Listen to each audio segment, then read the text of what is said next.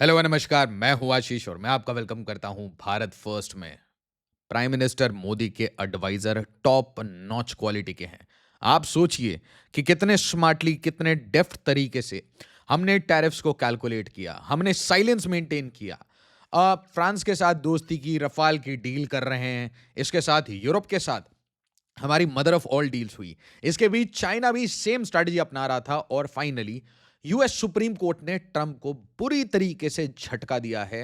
सारे Trump tariffs को strike down कर दिया गया है। अब भारत के ऊपर सिर्फ 10% टैरिफ लगेगा और ये दुनिया की सारी कंट्रीज के ऊपर सिर्फ 10% टैरिफ लगेगा। कल ही न्यूज आई थी कि भाई ट्रंप चाहते हैं कि एलियंस के ऊपर रिसर्च हो। ऐसा लगता है ट्रंप को ह्यूमंस पसंद नहीं आ रहे। बट दोस्तों, ये बेंजामिन नेतन्याहू के लिए एक बहुत बहुत खराब दिन है। ट्रंप के लिए एक बहुत खराब दिन है और मैं आपको बताऊंगा कैसे पीएम मोदी इस ट्रैप से दूर हट पाए। कैसे मागा से दूर रहना भारत के लिए, पीएम मोदी के लिए बहुत इंपॉर्टेंट था। भारत के इंटरेस्ट के लिए बहुत इंपॉर्टेंट था और पॉलिटिकल पर्पसेस के लिए भी बहुत इंपॉर्टेंट था। बट सबसे पहले देखिए, US supreme court rejects tariff. सारे ट्रंप टैरिफ खत्म।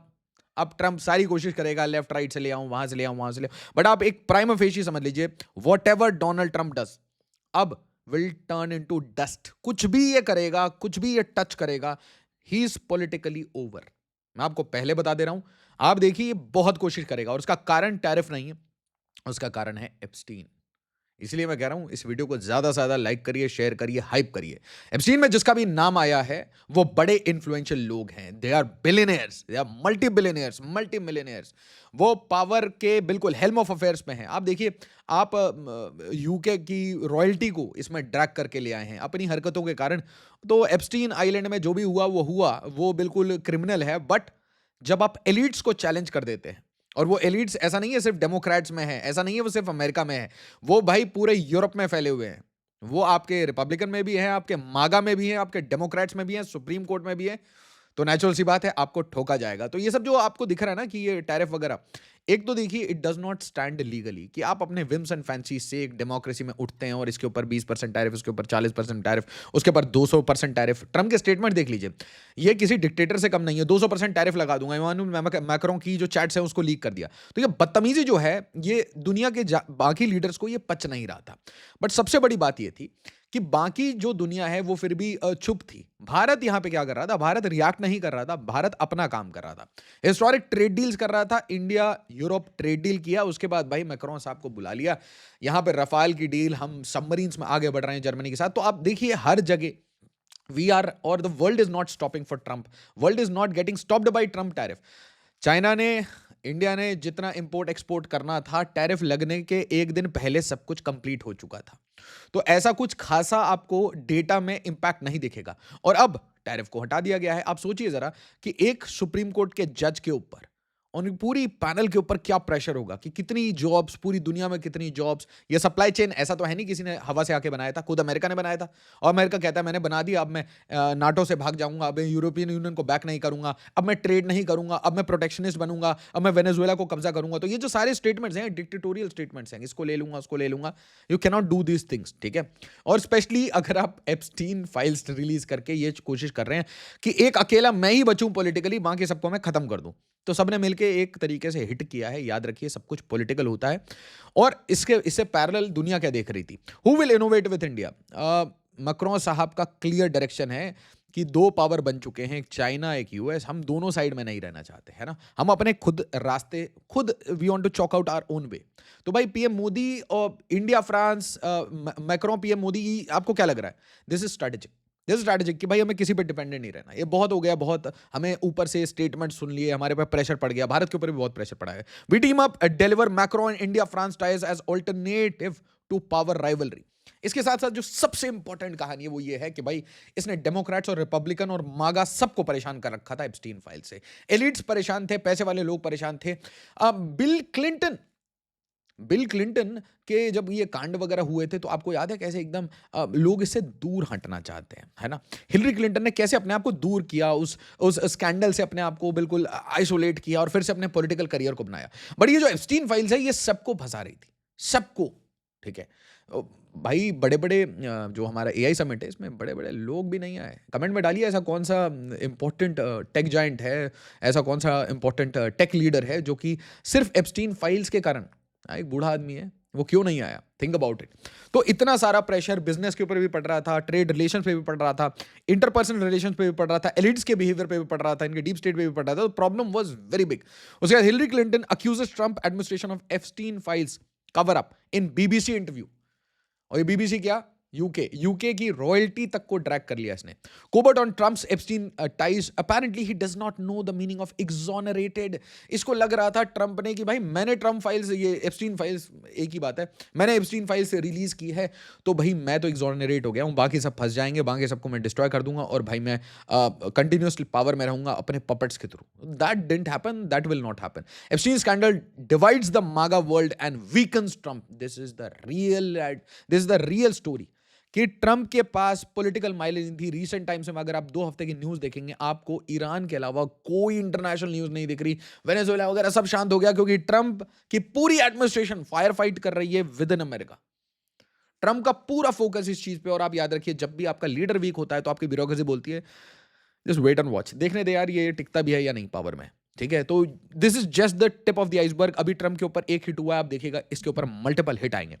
After the Epstein file drop, Steve Bannon is facing stronger backlash from MAGA media figures, far-right online personalities, and his own audience.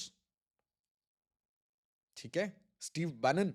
आप देखिए हरदीप सिंह पुरी के ऊपर कितनी ज्यादा क्वेश्चनिंग हो गई, सिर्फ नाम आ गया मेल में। ठीक है, did you visit, did you meet, इतने सारे क्वेश्चन, कहां मिले, कैसे मिले, परिवार के साथ मिले, क्यों मिले, इतने questions. Now think about it, अगर अमेरिका में ये हर लीडर के साथ हो रहा है जो एप्स्टीन के साथ कभी भी दिखा है, या उसका फोन नंबर है उसके पास, या एक ईमेल है, या वो आइलैंड पे गया है, हर उस बंदे की है ना सिट्टी पिट्टी गुल है। बट ट्रंप के ऊपर कुछ नहीं हो। ट्रंप कह रहा है आई एम एक्सोनरेटेड, आई एम एक्सोनरेटेड, मैं चिल्लूं। तो कोई चिल नहीं है। ठीक है, रिपब्लिकन्स परेशान थे, मागा परेशान था, स्टीव बैनन परेशान था। तो आप समझिए क्या हुआ। सबने बोला है ये ट्रंप का ड्रामा है। ट्रंप नया ड्रामा भी लेके आया। अभी अभी कह रहा कि भाई मुझे एलियंस में इंटरेस्ट है। क्यों भाई, ह्यूमंस कम पड़ गए थे। Humans are so complex for Trump. ठीक है, वो इसकी डिक्टेटोरियल टेंडेंसीज की बात नहीं सुन रहे। तो भाई Trump orders release of files on aliens. पता है क्यों? डाइवर्जन। यार कोई नया न्यूज ले आओ, एप्स्टीन के ऊपर बहुत ज्यादा हालत खराब है, and this is the reality. और हाँ, जिसे बहुत सिंपल तरीके से एप्स्टीन को समझना है, तो एक सोचिए कि एक बहुत इंपॉर्टेंट आदमी है ना, बहुत इंपॉर्टेंट इन्फ्लुएंसर हो, है ना, आप बहुत कनेक्टेड हो, और आप बूढ़े लोगों को, पावरफुल लोगों को, ब्यूरोक्रेट्स को, लीडर्स को, पॉलिटिकल लीडर्स को, बिजनेसमैन को आप एक आइलैंड ले जाते हो। वहाँ आप कुछ अभद्र चीज़ें करवाते हो बच्चियों के साथ, है ना, वो एंजॉय करते हैं बच्चियों के साथ, और ये मतलब सब कुछ हिडन रहता है ना। और उसके बाद आप ये सारे एविडेंस को अपने पास कलेक्ट करते हो, और कलेक्ट करके इन सारे लीडर्स को परपेचुइटी में ब्लैकमेल करते हो। जब भी आपको कोई काम कराना होता है इन लीडर से, तो आप वो काम कराते हो। तो अब आप सोचिए, ये तो एक फाइल है, दिस इज वन फाइल। अब जरा सोचिए कि ऐसी कोई ना कोई फाइल तो होगी जिसमें इंडियन पॉलिटिशियंस भी कैद होंगे, ऐसी कोई फाइल होगी जिसमें पाकिस्तानी पॉलिटिशियंस भी कैद होंगे, बांग्लादेशी पॉलिटिशियंस भी कैद होंगे, टॉप ब्यूरोक्रेट्स इंडिया के भी कैद होंगे। होगा, ऐसा हो नहीं सकता। ठीक है, हर आदमी का एक फाइल होता है। तो जब ये फाइल्स एक साथ इतने लीडर्स की आ गई, तो क्या हुआ, बहुत सारे लोग पैनिक हो गए कि भाई हमें तो पावर से निकाल दिया जाएगा, हमें तो अपने बिजनेस को छोड़ना पड़ेगा। किसी की भाई वाइफ डाइवोर्स मांगने लगी, तो बहुत सारी चीजें होने लगी। और ये ऐसा तो है नहीं कि सिर्फ डेमोक्रेट्स में हो रहा था, खुद ट्रम्प के जो पॉलिटिकल पार्टी उसमें भी हो रहा था। तो ट्रम्प फंस गया, और इतना फंस गया कि अब रिपब्लिकन्स ही चाहते हैं कि भाई डंप हिम, यूजलेस गाय, यूजलेस चैप। इसके साथ साथ अमेरिका फर्स्ट से ज्यादा अमेरिका आइसोलेटेड हो गया है। ट्रंप इज आइसोलेटेड, और सबसे बुरी न्यूज है गाजा में पर्ज करने वाले बेंजामिन नेतन्याहू के लिए। और भारत ने बहुत स्मार्टली यहां से थोड़ी दूरी मेंटेन कर ली। Good work, very good work. 2 very good strategies that India followed. A, Trump से दूर होना।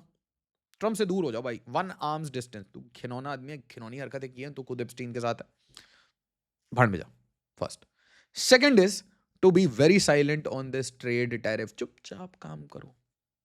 ठीक है, तो मैं एयर मार्शल संजीव कपूर साहब को कोट करना चाहूँगा। कहते बेटा, बतख है ना, वो सरफेस पे बहुत बिल्कुल कामली चल रही होती है, बट नीचे वो बहुत पैर चला रही होती है।